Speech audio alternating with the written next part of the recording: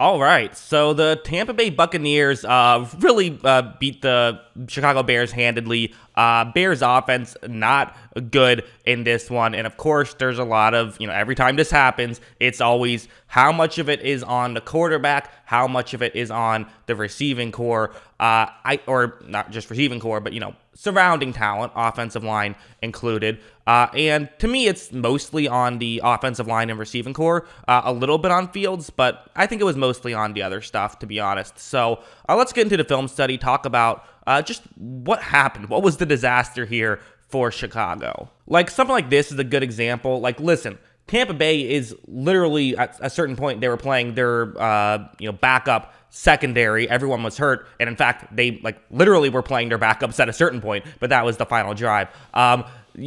You should be able to get guys open more frequently than the Bears were able to get guys open. And even when guys would get open, this stuff would happen. So it's going to be zone coverage. You have Cole Kmet running a route that could potentially actually get open against this type of coverage. Like, look, right when this play starts, so you see that there is a way that this play can work. It's Minter on the coverage right here, which is a backup linebacker. So, hey, Fields sees this, he's making the right read and deciding to make this throw. And when he does, puts it right on the money. This is one of his better throws of the game, and it was just flat out dropped. So there were a few like that were just like, okay, the Bears receiving core has to start playing better. That includes tight ends. You got to start getting guys open. There's no denying that was an aspect of it. There was also this one, which I don't really know who to put the blame on exactly, but it's not a good play. I mean, I'm going to talk about a lot of the turnovers here because there were a lot.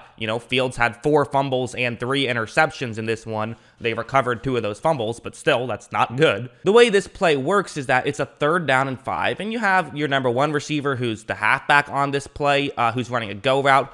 Bit of a side note, I don't know why they kept with these empty sets. I think that when they actually had extra protection in this game, that's actually, that was that drive where they actually got a field goal and seemingly were competent. Anyway, right when this play starts, so I'm going to circle Allen Robinson, who's on the opposite side of the field that the concept I pointed out was. And also worth mentioning, Fields' first read is also towards his left, which is towards the top of the screen, but that's not open. The reason why I want to talk about that concept on the bottom of the screen is it's leaving a bubble in coverage. And Tampa Bay, they covered up what they're currently covering up very well, but Robinson kind of reads this play and knows if he gets over there, there's a way that this can work. So Fields is going to somehow get out of this pressure, so great job by Fields to get out of it, and then makes this throw.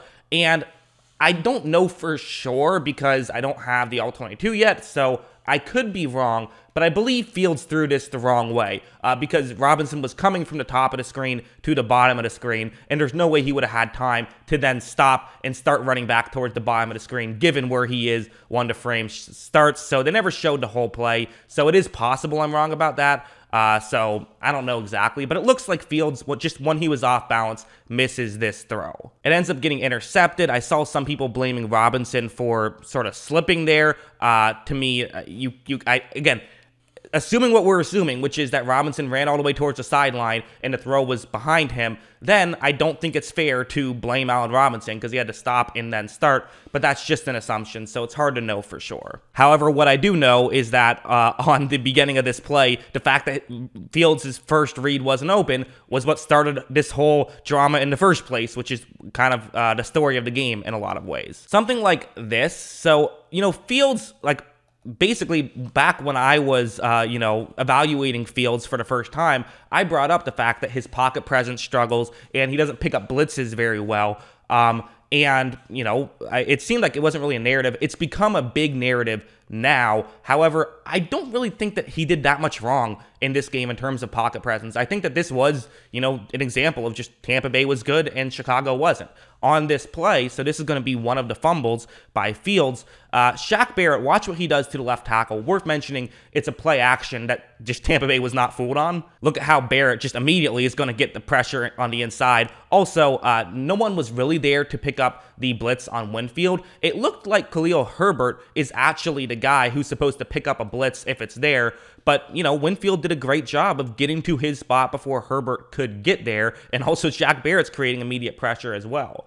I think the one criticism you could potentially put on Fields here is just that he doesn't notice this. But I don't know. It's hard because it is his blind side. I just don't know how much blame I can really put on Fields here. I think this is more of a Chicago Bears offensive failure. And as you see, the ball is going to eventually get knocked out there. I guess maybe another thing, if you want to criticize Fields, would be to say, he got sacked 4 times and fumbled on 3 of those sacks. The other fumble was just a fumbled snap. I don't know if that was Fields' fault or not. But, maybe you could say that, hey, has to hang on to the ball better. But again, we're dealing with small sample sizes, so I just don't know if that's a real fair criticism. We also have this play now. So what's going to happen here is that look at Shaq Barrett against the right tackle. Shaq Barrett had a great game. And, one of the things I talk about is that people often will overrate sacks, I feel like, where a lot of times sacks do come because the coverage was good. But there were a few plays that were like, no, this is just a legit,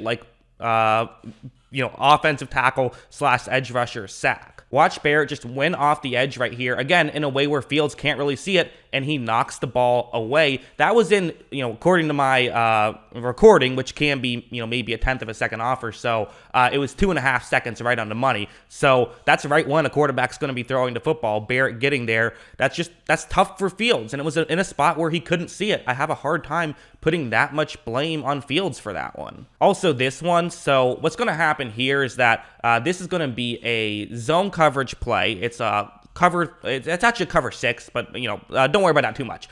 The real thing you have to pay attention to is you just have a receiver running kind of just underneath the zone coverage right here. It's a 3rd down and 12, so this isn't even Fields' first read on this play. But watch how Fields takes the snap, and it's Darnell Mooney. That's the guy who is open right here. Fields at first looked to the route that's kind of a little bit further up, which, by the way, again, Bears coaching staff gets a lot of criticism. It was very deserved in this game. Why do you only have 1 receiver running past the 1st down marker right here? Like, have at least a 2nd guy, right? Because you want to get, it's 3rd down and 12 right here.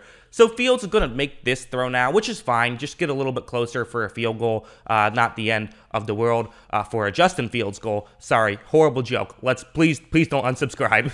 And Fields' throw is a bit high, also gets tipped and intercepted. Now, worth mentioning, if it wasn't tipped, it still would have been intercepted probably. It was still an interceptable pass, but the tip did make it easier. And the real thing is that Mooney got both hands on the football. So does Fields deserve some criticism for the not great throw? Yeah, it was a high throw, and he shouldn't be making it high at all. You want that one a lot lower, actually. Ideally, you'd want that one kind of a couple feet lower. So that is a bad throw. Should it have been an interception, though? It's hard to put it all on Fields, but it would be unfair to put none of it on Fields either. And that's the way I feel about a lot of these plays is, okay, Fields maybe not playing perfect, but also the team around him certainly not making him look any better. And finally, we have something like this. So this is going to be another interception. And the decision behind this for Fields is actually the correct decision to make, which is they're going to kind of have, it's actually not a blitz, although it's going to look like one, because 2 defensive tackles are actually going to drop back into coverage, and then you have 2 defensive backs who are going to blitz off the edge right here. So it's essentially a 4-man rush. It actually, I believe, could even be a 3-man rush if the halfback was running a route. Then one of the corners would have to pick him up, but he's blocking, so it is going to be just a 4-man rush. But creatively, there still can be pressure here. This is kind of what Todd Bowles does. But Fields, basically, he sees a single safety deep. He's throwing the ball in a one-on-one matchup to Allen Robinson. And right when this play starts, one of the luxuries that Tampa Bay had is they obviously know that a jump ball could happen, so they were playing very far off on the side there. A similar thing happened, and if you remember the Miami Dolphins game when there was a pass in the end zone and Jalen Waddle caught it and got tackled for a safety. Well, that was a similar defensive setup, and that's how they tried to attack it. Clearly didn't work out too well. This time they're attacking it, I think, the proper way. It's a one-on-one matchup, and I know it's blurry here, but it's basically a true jump ball. If this is like a perfect throw and a great catch, it could be caught. Instead, it is underthrown, and also Allen Robinson not really doing much of anything to try to get into that play. So, Desir ends up with the pick right there. I mean, that's an issue right there, right? That Pierre Desir is winning a one-on-one matchup against Allen Robinson. That alone is just a horrible situation for the Bears. So yeah, my final take on this is, I think, kind of what the only real take can be. It's like, okay, Fields isn't playing great. Also, the team around him isn't playing great. Like, none of this is working. If some of it was working, it would look better than this. I still would probably say, from what we've seen from Fields so far, if you are a Fields believer, you are going to sit here and say that Fields is the answer and the situation is making him look bad. And if you are not a Fields believer, you're probably going to sit here and say, okay, the situation isn't great, but he's also not doing them any favors. My personal belief is I think that this is a tough situation for Fields, and I've seen nothing that has really changed my opinion one way or the other of what I thought about him in college. And I wasn't a huge fan of him in college. So that's my view on it. But there still is plenty of time for him to turn it around.